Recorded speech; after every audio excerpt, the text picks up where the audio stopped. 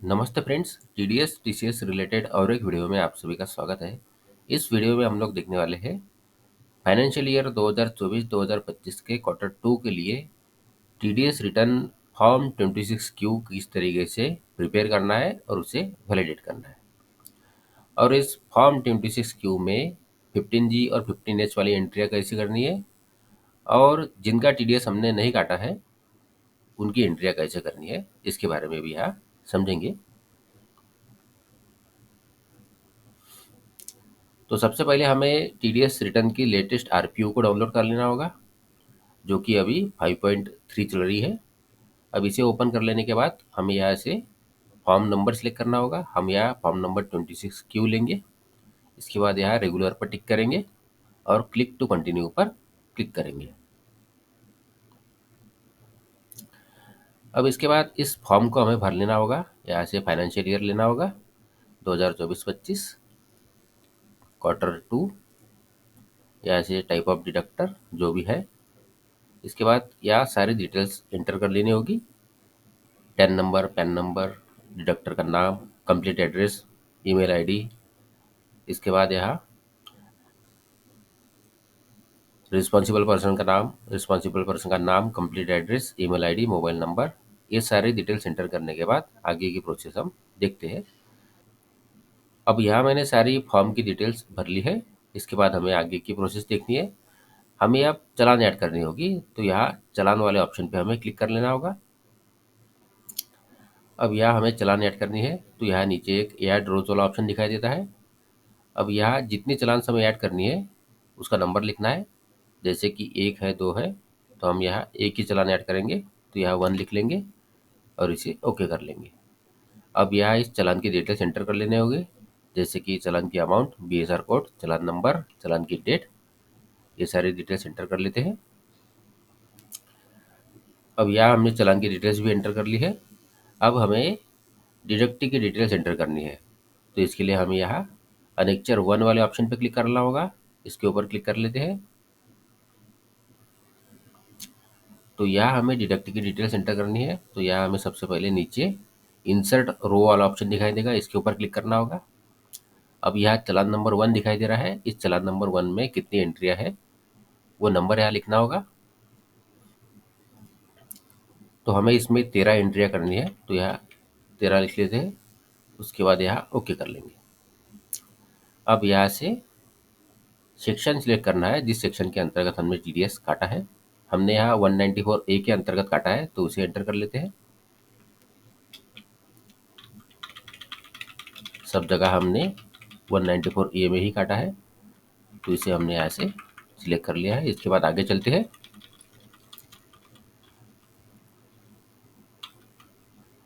अब यहाँ डिडक्टी की डिटेल्स एंटर करनी है। डिडक्टी का पैन नंबर, यहाँ डिडक्टी का पैन नंबर एंटर करना है। डिडक्टी का नाम, यहाँ date of payment credit, amount paid, जो इंटरेस्ट की अमाउंट पे किया है उसके ऊपर का टीडीएस यहाँ लिखना है। सरचार्ज हेल्थ 0 कर लेंगे क्योंकि हमें अप्लीकेबल नहीं है। उसके बाद यहाँ टोटल डिपॉजिट वाला कॉलम अपने आप आ जाएगा। अब इसे पहले हम भर लेते हैं, बाद में आगे की प्रोसेस देखते हैं। अब यहाँ हमने डिटेल्स एंटर कर ली है, नाम भी एंटर कर लिया है, PAN number, date, amount of interest, TDS की अमाउंट, ये सब हमने एंटर कर लिया है। यहाँ इसके बाद जब आगे बढ़ेंगे तो यहाँ हमने डेट ऑफ डिडक्शन भी एंटर कर लिया है। अब यहाँ कुछ एंट्रियाँ ऐसी है जिसके अंदर हमने टीडीएस नहीं काटा है, उसके बारे में यहाँ देख लेते हैं। यहाँ एक एंट्री ऐसी है जिसमें हमने टीडीएस नहीं काटा क्योंकि जो हमने इंटरेस्ट पे किया है वो 5,000 रुपये से कम है, मतलब थ्रेशोल्ड लिमिट से कम है। तो यहाँ हमने इंटरेस्ट की अमाउंट एंटर कर ली है, टीडीएस में 0 लिखा है।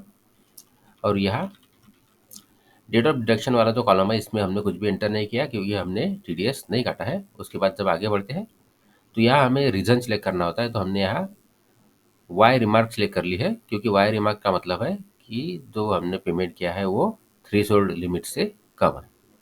इसके बाद नीचे 2 एंट्रियाँ ऐसी है जिसमें हमें 15G फॉर्म मिला है, उसके लिए भी हमने टीडीएस नहीं काटा है। तो यहाँ हमने 15G वाली एंट्रियाँ की है, उसमें टीडीएस की अमाउंट हमने 0 रखी है। और यहाँ डेट ऑफ डिडक्शन वाला कॉलम भी हमने, इसमें कुछ भी एंटर करना नहीं होता है, तो वो भी हमने ब्लैंक छोड़ दिया है। और यहाँ रिमार्क हमने बी लिखा है, जो कि होता है फॉर्म नंबर 15G और 15H के लिए। इसके बाद हम आगे बढ़ते हैं। अब यहाँ TDS का रेट लिख लिया है। जो TDS नहीं काटा है वहाँ 0 लिखा है, और जहाँ TDS काटा है वहाँ 10% का रेट हमने एंटर कर लिया है। अब ये सारे डिटेल्स हमने एंटर कर ली है। इसके बाद इसे हमें वैलिडेट करना होगा।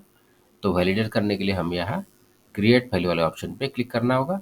इसे कर लेते हैं।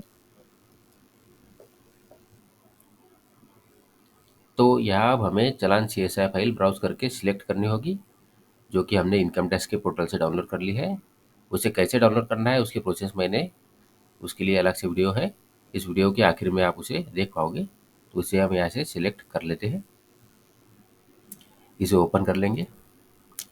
अब यहाँ हमें उस फोल्डर को सिलेक्ट करना होता है जिस फोल्डर में हमें फाइल वैलिडेट करके सेव करनी है, तो उसे भी कर लेते हैं। इसे सेव कर लेंगे। अब यहाँ हमें वैलिडेट वाले ऑप्शन पे क्लिक करना होगा।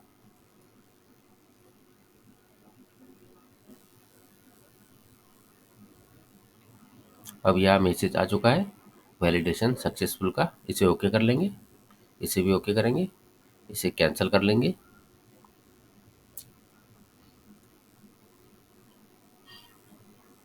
अब यहाँ हमें हमारी जो फाइल्स है वो दिखाई दे रही है, जो कि हमने वैलिडेट की है। इसमें एक सबसे ऊपर की फाइल है FVU फाइल। इसी फाइल को हमें इनकम टैक्स के पोर्टल पर अपलोड करना होगा या टिन सेंटर पे जाके सबमिट करना होगा। तो ये प्रोसेस है। इस प्रोसेस से हम लेटेस्ट RPO में TDS का रिटर्न प्रिपेयर कर सकते हैं, उसे वैलिडेट कर सकते हैं और हमारा TDS रिटर्न फाइल कर सकते हैं। आशा करता हूँ इस वीडियो की जानकारी आपको यूज़फुल लगी हो। यदि इस वीडियो की जानकारी आपको यूज़फुल लगी है तो वीडियो को लाइक करिए, चैनल को सब्सक्राइब करिए। धन्यवाद।